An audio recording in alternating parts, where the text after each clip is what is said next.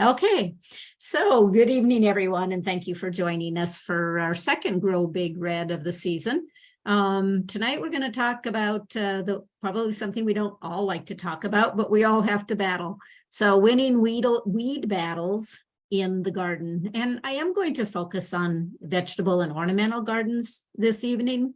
But if you have questions about turf weeds, some other area, feel free to type those in the Q&A, and my other fellow educators will be happy to answer those questions. So, where do weeds come from? Right? Where do weeds come from?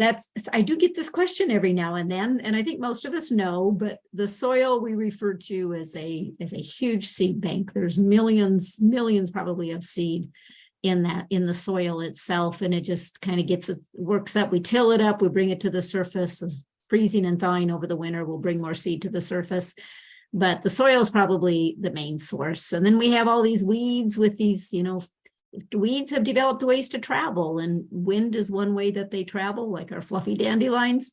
So a lot of weed seed is blowing in. Shoes, on the bottom of our shoes, we can pick up weed seed, equipment and tools, especially if we don't practice good sanitation with those. Mulches and compost and manure, these are great things, but they can introduce weed seeds into our gardens, especially manure. That isn't a reason to not use it, because amending that soil is important, but it's good to be aware of and careful of. New plants, sometimes, especially when we're sharing plants among gardeners, it's easy to bring in a piece of a rhizome or tuber or seed or whatever. And of course, birds and wildlife transport seed as well. So that's why I refer to this as, we can win weed battles, but we will not ever win the war. There's just too many weed seeds out there for that to happen.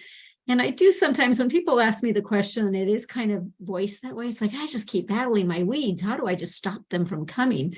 Unfortunately, they're part of the ecosystem, and into every garden, weeds will continue to come. But we can win those battles. We can make the battles a little bit easier. So hopefully I'll give you some pointers for that tonight. And just for interest's sake, the soil seed banks will not go bankrupt. So I thought this was from Colorado State University, and it kind of just gives you an idea about how many seeds weeds can produce. You can look at that. That's a lot of seed, and that's how we get millions in there. The other interesting thing is the viability of buried seed. Now, most seed maybe lasts 3 to 10 years, but some seed can last a lot longer. Sorry, I'm getting a little tickle already. It's a little early for me. So within Extension, any pest, we promote integrated pest management, or IPM. And those steps, quickly, because you probably heard them before, but that's positive identification. So tonight I'll talk about knowing your weeds. It's good to learn about the life cycle or biology of some of our pests. That really can help in our control tactics, especially the timing of control tactics. Sorry, I hope this doesn't continue and I have to drink water all night. It's scouting for pests or monitoring for pests. It's really important to keep an eye out for those, watch for them, because it's a lot easier to control smaller populations. And when it comes to weeds, smaller populations as well as smaller weeds that haven't taken a root hold. We want to establish action thresholds. We usually it's easier to apply this to insects and diseases. With weeds, the action threshold is when you see the weed, pull it, hoe it, get rid of it. We don't wait we don't wait for there to be 10 weeds per square foot before we control it. Like we do with grubs and lawns, we want to wait till there's 5 per square foot. We say that's the economic threshold or the damage threshold. So with weeds, it's pretty simple. You see the weed, control it. And then we want to select a management strategy, and we refer to this as our IPM toolbox. So I'll cover some of the combination of methods that can be used. And like anything, you want to evaluate those results. What's working? What isn't working? What needs to be changed? So know your weeds. I don't know. Hopefully you guys aren't seeing all the stop share screen on yours that I'm seeing on mine. It's covering up a lot of my slide. Hopefully you're not seeing that. excuse me. So No, anyway, good, Kelly. good. So know your weeds, or if I'm going to carry the battle theme through, know your enemy. So, positive identification is one of the keys to management. So, is your weed, is it a grass? Is it a grass-like or weed or a sedge? Or is it a broadleaf? So, looking at our weeds, we can determine this pretty easily, but you also need to know the life cycle of weeds. Is it an annual, so it completes its life cycle from seed to seed in one season and then dies? Or is it a perennial that comes back every year from the crown or the roots? And you pretty much need to identify the weed to know for sure, to know whether it's an annual or perennial. Is the weed a cool season or a warm season? Is its active growth period during cooler weather or during warmer weather? And I'll talk more about this when we get into some of the weeds. How does it spread? Does it spread just by seed? Does it spread by stolons or rhizomes, tubers in the case of yellow nut sedge? These can be important things. They are important things to know when it comes to selecting those control tactics. So some resources, and normally we will put links into the chat box for these resources, but if people aren't seeing the chat box, that may be not work tonight. But just a couple of good resources for identification. We have an extension circular here, an extension that covers the winter annual weeds. And if you're not sure what I mean by that, I will cover it later.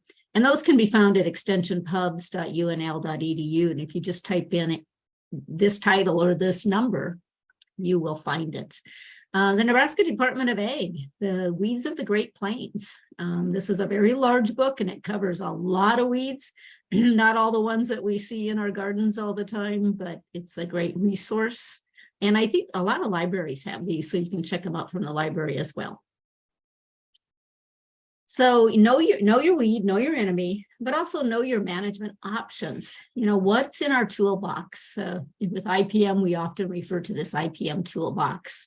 So, and we'll break this down into, there's cultural things we can do, mechanical, just pulling out the weed with our hand. There's biological. We don't use a lot of biological control with weeds, but there are biological controls out there. They're probably used more in commercial operations than they are, in home gardens. But, goats are a biological weed control. There's some weevils. There's some beetles that are used, probably more with noxious weeds. So it's not really a homeowner thing unless you happen to own goats or geese. And then we're going to talk about chemical control or those pesticides as well. I like this, the IPM pyramid. And with integrated pest management, kind of one of the focuses that chemicals are the last thing that we turn to. Okay, so we wanted that prevention, the cultural, the sanitation things we do, some of the physical and mechanical, they should be some of the first things that we turn to. And we should never rely only on the chemicals and not do all of these other things. So really with any pest management, it's a strategy. So it's using a combination of these tactics. But these three on the base, especially the two on the base, definitely are important and they should not be overlooked with any pest management. And I kind of find over the years of answering questions and working with people, I kind of find that it's reversed. A lot of times chemicals are the first things that people turn to. And that's okay if you positively identified the weed and you know for sure that, it's the right time, that's the best method to use.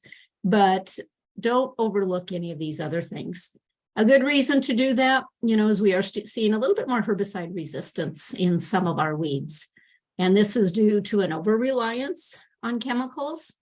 It's due to not alternating modes of action. And what I mean by that is herbicides, any pesticide kills weeds, insects, diseases a certain way. There's a certain mode of action in how they kill that pest. So if we want to alternate them, you don't want to be using the same one year after year after year, because that's what can lead to herbicide resistance. And I'm not going to go into it in any more detail, but, in just knowing that alternating brands isn't necessarily alternating the mode of action. If you have a question on that, put it in the Q&A, and I'm sure my coworkers will answer that for you. And then not a mixing and applying according to label. can lead to herbicide resistance, especially if we mix weaker than the label says. So we should follow that label direction and mix it according to label. If you mix it weaker, it might not kill that plant. So then it's that next generation of weed seeds that could have some resistance, or future generations. Okay, so let's look at some of these. Since cultural prevention is at the bottom of that pyramid, it's kind of that foundation. Let's just look at some of the tactics that we can use. So with new site and soil preparation. So we often hear, again, remember I'm referring to vegetable gardens, and I'm mainly referring to those ornamental gardens, so shrub beds, perennial flower gardens, those types of things. So whenever you're doing a new site, we always say to control the weeds that are there before you get started, especially those established perennials that are going to come back, from the roots, from the rhizomes, from the stolons. And you can do this, excuse me, you can do this with chemicals. That's a lot of times we'll talk about applying Roundup, a non-selective that's going to burn everything down. Roundup's also systemic, so it will move that chemical into some of those roots. Has very short soil residual, so usually, in less than 2 weeks, usually you can plan into that. So it is something that you'll often hear us talking about on Backyard Farmer and so on. And with established now you can use mechanical. A lot of people with a new site, they'll just go out there and they'll till everything up. But remember, you're stirring up weed seeds, you're bringing them to the surface, and you might be spreading those rhizomes and those stolons around that weeds spread by. So sometimes if it's an established perennial like field bindweed, a tree seedling, dandelions that are a little bit harder to control, it's, sometimes chemical control is a good option. Shading, soil solarization, occultation. I'm going to talk a little bit more about these in the next slide. So I'm going to go on. No-till gardening is on the rise. So with no-till gardening, just you don't do any tillage. So we're not bringing weed seed up and exposing it to increase in germination. And we're not spreading around those stolons and rhizomes of some of those perennials throughout the garden. And I'll share more about no-till gardening. And soil management. Healthy plants can compete better with those weeds. So, but also it's soil management a lot of times is working on the soil structure. So it's adding those soil amendments, compost, manures, things like that, making that soil more friable, easier to work. It's easier to pull weeds in a friable soil than it is in a compacted hard clay soil, for example. We do have to be a little bit careful of manures and amendment. It's important to bring it in, but don't forget that we can bring in a lot of weed seeds that way. So I just tell people, if you add it in the fall, the next year, just be even more alert, scouting, monitoring, and pulling those weeds when they're little. Okay, let's talk just a little bit about no-till site preparation. So this is like a new site. You're going to start a new garden, where there's maybe existing sod. So with no-till site preparation, the soil in the existing sod is not disturbed at all. So it remains there, and that competition remains there. For at least for a little while until it decomposes. So for new gardens, we usually recommend beginning the previous season and killing the sod and existing weeds that are already there. And you can do that with glyphosate. Some people, the people that choose not to use chemicals, and that's fine too, we'll do that with smothering. So a thin layer of newspaper or cardboard is spread over that sod and those weeds. 2 to 4 inches of organic matter is put on top of it, such as compost.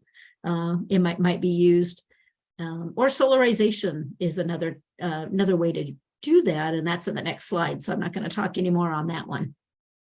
And then again, you do that the previous season. It can be, in the summer. It can be in the fall prior to when you plan to plant, and then the next spring when you're planting, you just remove the dead sod. In my experience, I did this one year. I did a big, large shrub border, and I sprayed it with Roundup in the fall, put mulch on top of it.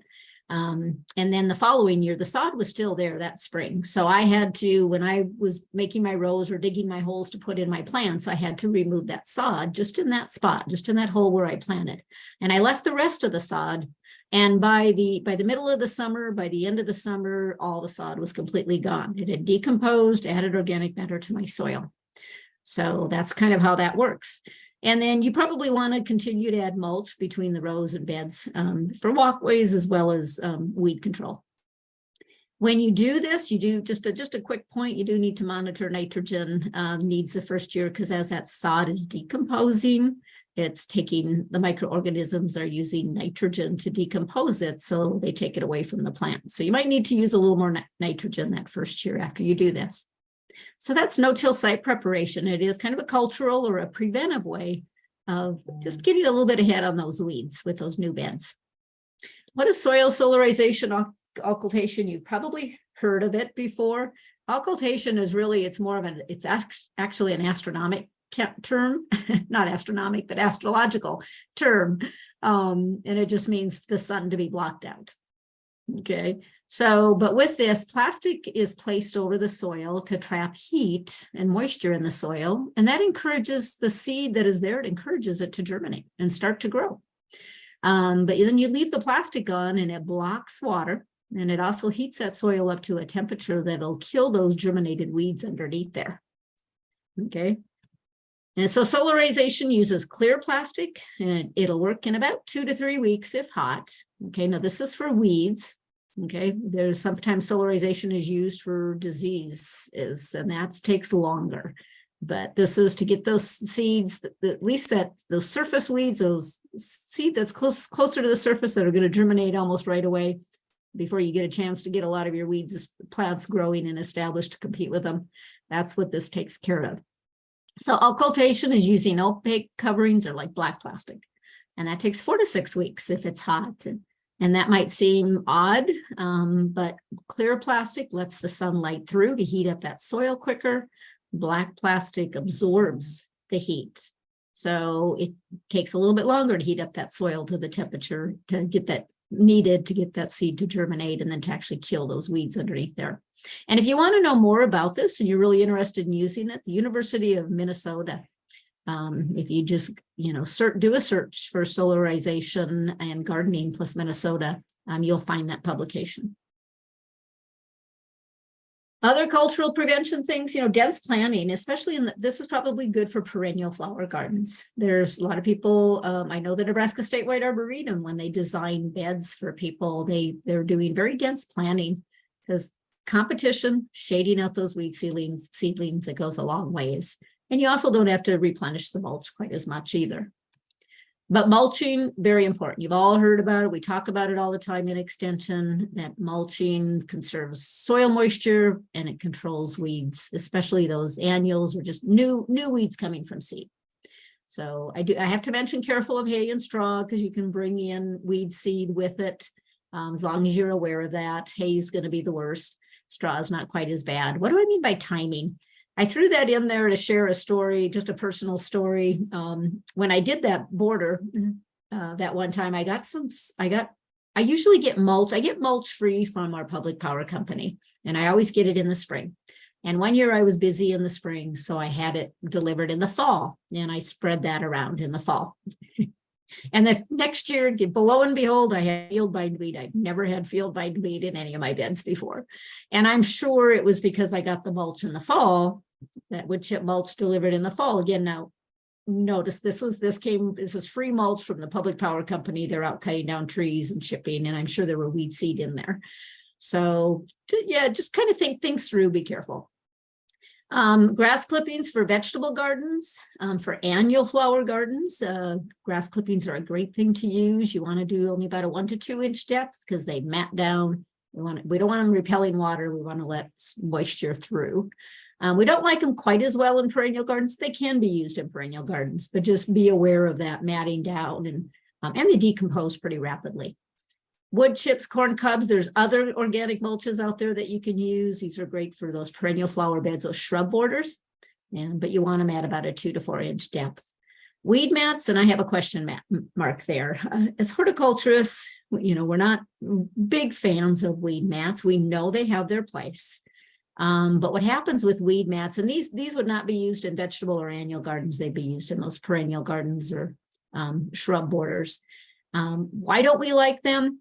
Well, the weed seed will germinate underneath them and grow up through them anyway. Soil blows in over the top of them, fills in those holes, weed seed blows in, seed germinates, roots get meshed in there, so you really can't use those mechanical methods of hoeing or hand pulling.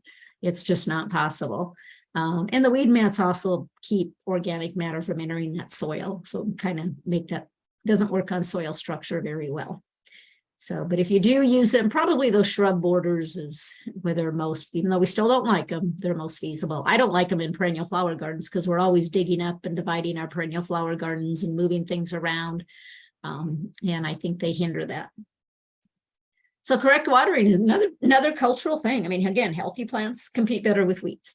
So, but especially using things like soaker hoses or drip irrigation. So you're placing the water at the roots of the plants you want to grow. And we're maybe not watering some areas of the garden and help in where there are no roots and helping those weed seed to germinate. So soaker hoses and drip irrigation can also be somewhat of a drip management or a weed management tool as well. And sanitation. We can't overlook sanitation. So important to be just remember where all those weed seeds come from that I talked about, and always keep that in mind. And cleaning things up and removing those flowers before they go to seed. There's all kinds of different things we can do with sanitation. Okay, mechanical hands.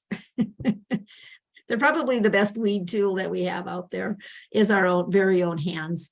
And in reading, I was reading an article one time, and it was from the University of Minnesota, and I love this, make weeding a part of every interaction you have with your garden. And I do this. It made me smile because I do this. I'm always, just walking around my gardens, my yard, and, I'm fortunate. I have a good back, so I can always be bending over and, whether it's a 1/2 inch tall or, 3 inches tall, if I see them, I pull them. And if you do that on a fairly regular basis, every time you're out and about in your yard, it's pretty tough for those weeds to get too far ahead of you. And it helps avoid them flowering and going to seed. Of course, mechanical, just a good old hoe, spade, soil knife, that's my favorite. Okay, that's probably one of my favorite tools for digging out some of those little bit deeper rooted seeds or weeds. Sorry about that. I like the stirrup hoe too. If you have a good friable soil, that stirrup hoe really helps you kind of just skiff along the surface and shallowly weed. You don't want to go too deep. So if we're hoeing, if we're spading pretty deep, you remember you're bringing up weed seeds, and you could damage your plant roots as well. But I'm always walking around with my soil knife, so I wonder what my neighbors think, because that's a pretty heavy duty knife, but it works very, very well. Tiller, again, I have a question mark on that one. I've started seeing people that, especially in vegetable gardens, they'll have wider spaces between their rows. And they go out there, once a month or once every couple of weeks, and they're rototilling up and down between their rows as a weed management tool. But this excessive tilling really damages that soil structure. And remember, it's exposing those weed seeds, which I suppose if you're exposing the weed seed and it germinates, and 2 weeks or a month later, you're out there controlling it again, but you're really harming that soil structure. So I don't think it should be used as a main weed management tool, just in that situation. Okay, chemicals. I'm not going to get into biological tonight, just simply because there's not a lot of options for home gardeners. And if Scott, John, Nicole, if you're aware of something, please at the end make sure you pop in, or even interrupt me and share at the time. I'm good with that. So, but herbicides, we have herbicides are usually they're synthetic herbicides, which are man-made, and those are things like glyphosate or Roundup and trifluralin, and there's others. And there's organic corn gluten meal, although I will say corn gluten meal is, organic gardeners, certified organic gardeners actually cannot use corn gluten meal, even though it's sold as an organic. 5% vinegar. And, the main thing I'm going to say about that vinegar is it's kind of like glyphosate. It just burns down. But glyphosate is systemic. It'll move into the roots to better kill that weed. Vinegar, it's non-selective, just like glyphosate. Both of them are non-selective, so they will pretty much kill anything any plant material that you contact, or at least burn back the foliage. So, and you have to use herbicides. It's critical to know what weed you're working with, whether it's an annual or perennial, grassy weed, broadleaf. We'll talk more about that. So again, there's selective and there's non-selective. Selective herbicides are those that will kill certain plants, but not other plants. So we can select them to kill our weeds, and hopefully if they're used correctly and you read the label, not our desirable plants, our flowers and our shrubs and our vegetables. And then there's the non-selective, as I said, glyphosate and vinegar are non-selective, so they pretty much will harm or kill in any plant you put it on. Then there's the pre-emergence versus post-emergence. Pre-emergence, we just apply them, before the seed germinates. Post-emergence, you apply afterwards to the growing weed. And application timing is just very, very important for both of these, depending on which one you're using. When it comes to using chemicals, selecting herbicides, you must match the product to the site. So if you're using it in a vegetable garden, it has to state it's for use in a vegetable garden versus a flower garden, or, the lawn, for example. And you want to have the weed type. The weed itself or the weed type should be listed on the label, such as a winter annual, summer annual, broadleaf perennial. But ideally, even the weed you're trying to control would be on there. But there's too many weeds, so sometimes the label doesn't have every single one. The label is the law. So you're going to see this in red for about the next 3-4 slides. You're going to read the label. So I just want to, that's important. I know you all know that's important. But we must match the product to the site. It's if you can't buy a product for a lawn and use it in your flower garden, even if it's the same chemical. Okay, so a little bit on application timing. I said that that's so important, and I find that sometimes this is the mistake. One of the mistakes people make, they're like, why I used a herbicide, why didn't it work? Well, and you get to visiting with them and you just find out that they applied it at the wrong time to work in the best way. So pre-emergence products, they're always applied just prior to seed germination. And the closer to seed starting to germinate that we can apply, the better. They kill seedlings. As the seed germinates, they kill the seedling. And I put that in there because I've visited with people who sometimes think they kill seeds in the soil. Wouldn't that be nice? But they don't. They kill the seedling as it germinates. Most of them have to be watered into the soil to activate it, to move it in. That's where the weed seed is. That's where the seed that's going to germinate, and it needs to be activated. And I would say the majority of them have to do this, but you have to read the label to know. And make them effective. If you don't read that label and you don't apply it at the labeled rate at the right time, follow up with whatever practices, watering it in and so on, then it may not work. And repeat treatments are often needed. So pre-emergence are effective for a period of time, usually around 6 weeks, sometimes a little longer, sometimes less. Again, that label will let you know when you need to treat again. And I find what a lot of people will do is, when a lot of those weed seeds are germinating in the spring sometimes, that's when they'll use a pre-emergent.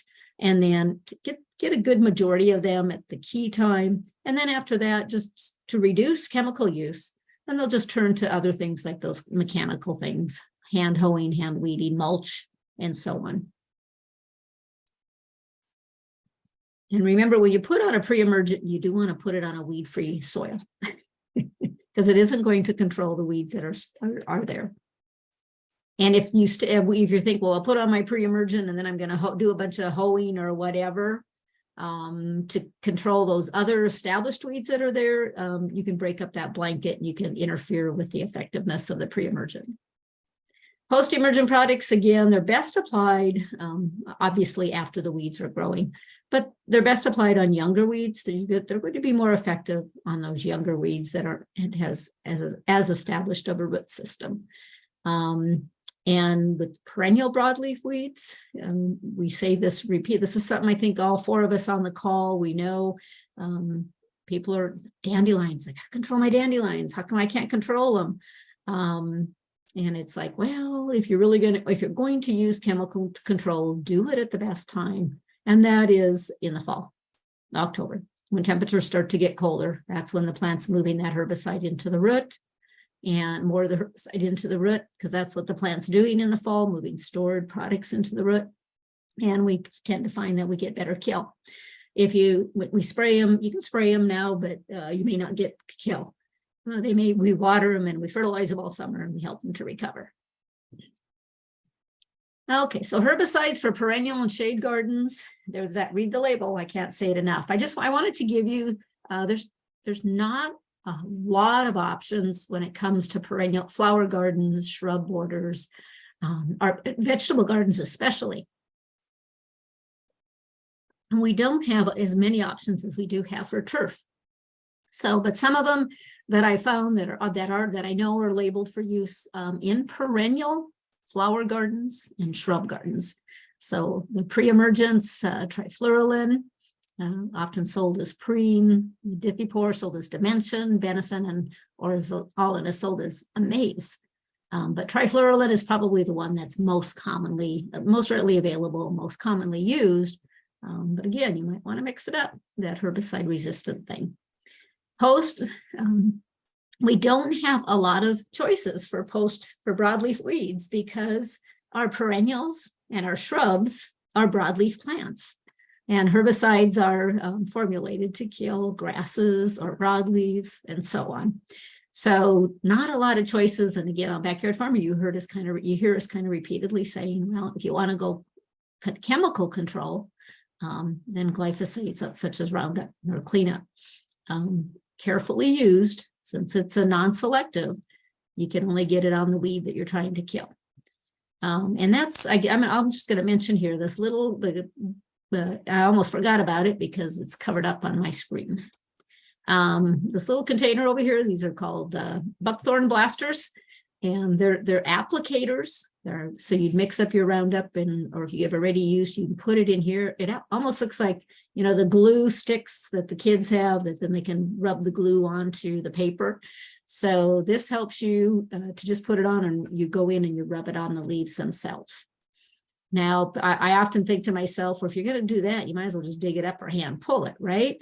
But remember, some of these weeds like field bindweed, some of our tree seedlings, they have pretty good root systems, and hand pulling is not that effective unless you're doing it, you know, you're out there once a week and making sure that plant never gets any leaves on it to photosynthesize, and eventually it'll run out of stored food and die, but it can take a while.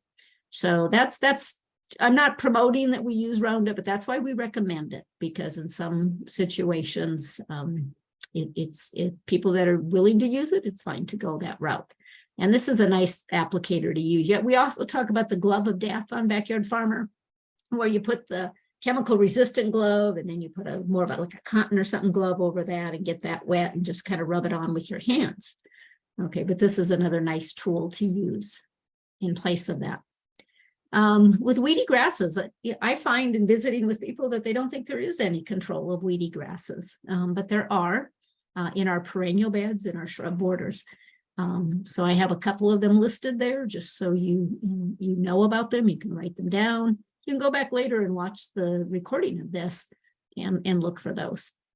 But these are some of them over the top. So these are applied to weedy grasses growing in amongst our broadleaf perennials and shrub borders.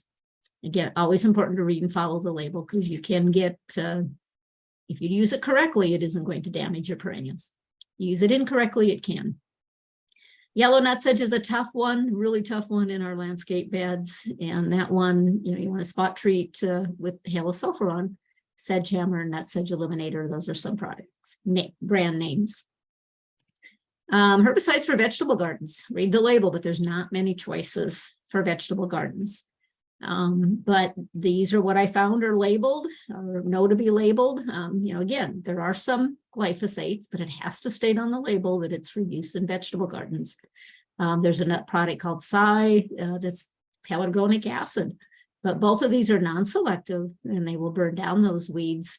So they're used, if you're mainly used probably with new sites where you're getting a new vegetable garden started and you want to control some of those weeds that are in there, as I talked about before. Otherwise, in asparagus plantings, we do have people that say, boy, I just can't keep up with the weeds in my asparagus. So what you have to do with asparagus is you have to make sure you harvest all those spears so none of them are visible, and then you can apply either the Roundup or the Psy over the weeds that are there to kill them. And then because they have very short residual. Both of them have very short residual. So as soon as that asparagus starts growing again, it's fine. So really in gardens, other control methods are typically used and probably should be used. So the mechanical control methods, some of that prevention stuff, and just mulch are really, bottom line, probably the best things to use. Except for we do have pre-emergence that we can use. So, for the people that are willing to do it, sometimes people just physically need to, physical ability, they need to be able to get ahead of these weeds. So these are some of the pre-emergence. Trifluralin, one of the brand names is Treflan. There's many other brand names labeled for vegetable gardens that have trifluralin in it. But Treflan's not the only one. Prowl H2O has pendimethalin in it. This particular product is labeled in vegetable gardens. And then Dacthal, which has DCPA. This can kill some vegetables too. So boy, if you choose to, most people probably do not use herbicides in their vegetable garden, and that's fine. If you choose to, you have to just read those labels so carefully because they will kill some vegetables. They're not labeled for every vegetable. And if you look under the restriction on that label list, it'll tell you what vegetables not to use it on. Or if you don't see your vegetable on vegetables that it can be used on, I wouldn't use it on those vegetables. There's some carryover is possible. So if you use crop rotation in your garden, as you're rotating those crops, obviously, you can have some effect if you put a plant crop in there that wasn't supposed to be used on that. Sorry, I got distracted by my phone looking at the time. There's corn gluten meal, the Preen organic vegetable garden weed preventer is available for those that want an organic option, but again, it's actually not labeled for organic production. And it may or may not control weeds. There's a lot of weeds it won't control, and there's some weeds that it will. So let's put it into practice here a little bit. So you have to identify your weed, and then you have to select and use those management tactics. So annual grasses. Okay, these are some of our common annual grasses. And grasses are tough to identify. I know in these, I selected pictures where they look a little bit more obvious. Even after all the years I've done this, I still hate identifying grasses and I don't feel confident doing it. But downy brome, winter annual, again, a winter annual, the seed germinates in late summer and fall. So if you're going to use a herbicide, that's when the pre-emergent herbicide needs to be used. And that's, most of us are using those in the spring. But if it's a winter annual and you want to use a pre-emergent, it needs to be applied in fall. So, and also the seed is produced really early in the spring. So you got to be out there using that mechanical control right away in the spring because it's going to set seed really fast. And remember that the plant dies after it sets that seed. Shortly after it sets seeds, it dies. So I always kind of smile when, people tell me that, they have downy brome, it's gone to seed and they're out there spraying it. Did the spray kill it or did it die anyway? But it's already set seed. So just keep those things in mind when determining what control method are you going to use. The summer annuals are those barnyard grass, foxtail, crabgrass, goosegrass, sandbur. This seed germinates in the spring after that soil warms to about 50 degrees. So if you're going to use a pre-emergent herbicide, you don't want to be putting that on until late April at the earliest, and usually into early May is even a better time. So that seed is produced in the summer, so you have a little longer time period to hand pull these and control these weeds, but then the plant does die. So knowing, again, this is hopefully a good example of knowing why it's so important to know the difference between, a winter annual and a summer annual. Management options here, it's going to get a little bit repetitive here because we have those three same management options. So I'll go through it a little bit quicker and leave time for some questions. I see there are some questions, so hopefully they're getting answered. Again, competition and shading works great with annuals because they come from seed every year. So if you can shade out that seed, prevent it from germinating, you can shade out those little seedlings as they're germinating. So that plant density, mulching, those are great tactics, management tools for annuals. Mechanical works great. Most of them have shallow roots. They're easy to pull. They're easy to hoe out with a shallow hoe or a stirrup hoe. Gentle light tillage. Be careful of that tillage again, and don't go too deep. And before seed production. So chemical, I kind of just went over this, but I said there's some repetition here. Pre-emergent products applied just before seed germination. So mid to late spring for those summer annuals, September for those winter annuals. How do you know? That's why know your enemy. Positive identification is so important. You can send us those pictures, what am I trying to say? Diagnostic. Sorry, I'm blank. Anyway, our website. Somebody will have to mention it for me. You can take it to your local extension office. You can take it to local garden centers. Get them identified. Let's see here. I can't even see. Management options for perennial grasses. Sorry about that, but it's covered up and I can't get it to disappear. So again, some repetition, but competition and shading, that plant density and mulch, those preventive things, we really have to do them. With perennial grasses, mechanical, again, a lot of these perennial grasses, if you let them go too long, they have really deep roots. Some grasses like quackgrass have rhizomes, really, really long, dense, active rhizomes. So if you wait till that gets too large, it's going to be a lot more difficult to do that mechanical control. So focus on those young plants and before seed production. Chemical, again, pre-emergent products applied just before seed germination and labeled. There are labeled. It has to be labeled for use in perennial gardens or shrub borders, wherever you're using it. And it needs to state it's for use on established grasses. So I put those chemicals in again, because this is the Ortho-Grass Begone, the over the top. These are probably our two main products for those ornamental grasses, or not ornamental grasses, perennial weedy grasses. So yellow nut sedge, this is a tough one for our perennial flower gardens, especially. It's tough in the lawn as well. But yellow nut sedge, it is a perennial. It spreads by tubers. And there's a picture of a tuber. Okay. And hundreds are produced each summer. So, and you've always heard if you pull one, then 5 more grow. So kind of something we say. So management options for yellow nut sedge, again, cultural competition. Competition is kind of tough. It's yellow nut sedge is a weed it's going to grow up through those weed mats. It grows up through even dense turf, but it still is beneficial to have some competition. Cultural, with one thing I haven't mentioned before with yellow nut sedge is we want to avoid overwatering or improve drainage in areas because it loves wet areas. And that's a lot of times that's where it'll get started and it'll get a toehold. Once it gets established, it's very drought tolerant. So avoiding overwatering and improving drainage. Plant density, mulch, again, that competition thing, not as effective with yellow nut sedge as it is with some of the other things, especially the annual weeds. Mechanical, the hand pulling, the hoeing, you've heard us say. If you haven't heard us say, we often talk about doing it before tuber production.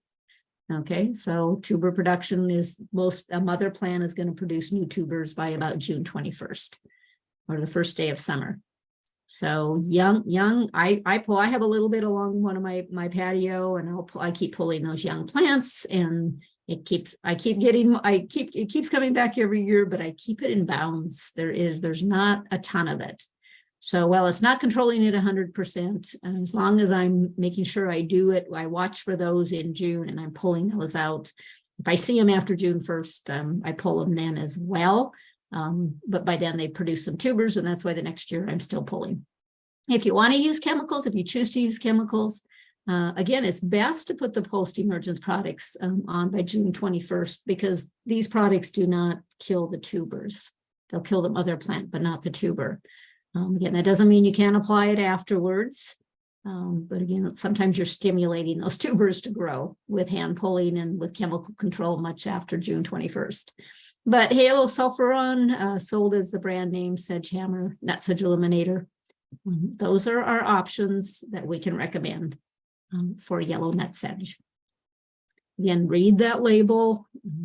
Again, and this yellow nut sedge, this is in woody. Okay, Halo Sulfuron is labeled for use in woody beds. As far as I know, I don't think it's labeled for use in the perennial flower garden. Correct me if I'm wrong, you guys, but I think it's labeled for use around woody plants and in our lawn, but it's not labeled for use in perennial flower gardens. If I'm wrong, make sure you guys correct me.